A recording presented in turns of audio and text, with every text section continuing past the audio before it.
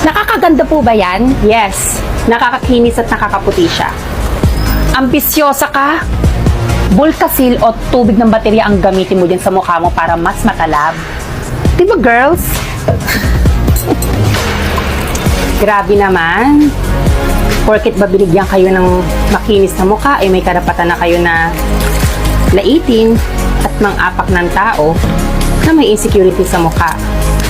Sobra na kayo. Sorry po, ma'am. O sige, ganito na lang. Total ay magkakaroon kayo ng 2 buwan na bakasyon. Pero gusto ko kasi sorpresa ang magaganap sa Abiskin event ko. Paano pong sorpresa, ma'am? Sa loob ng 2 buwan, kailangan nyo mag-send sa akin ng picture nyo habang ginagamit ang produkto ko every 2 days. At isa pa, pag nakakita ko ng may pinakamagandang effect dahil sa produkto ko, ililihim ko ang napili kong model sa pamamagitan ng private message. Wow! Nakakakaba naman pala yan, ma'am. Sige, ma'am. At sisiguraduhin ko, ako ang mapipili mo. Kaya ko to. Kaya ikaw, Kim, huwag ka na magbalak pa. Kulang pa ang 2 months para kuminis ang mukha mo.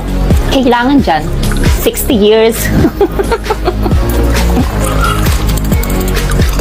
Good luck sa inyo.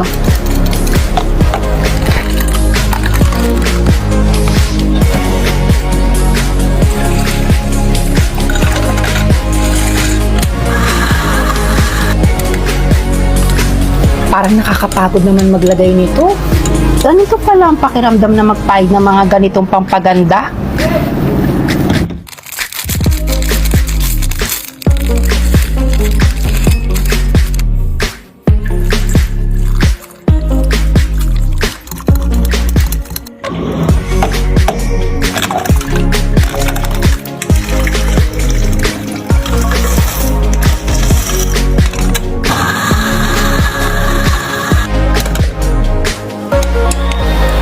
Handa na ba kayong makilala kung sino ang official na napili ko para sa magiging model ng Abiskin Philippines? Yes!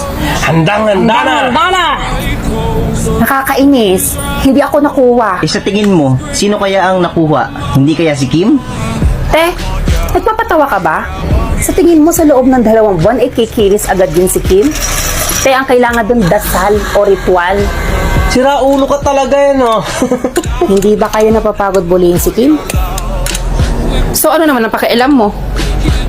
Eh wala na nga, di ba?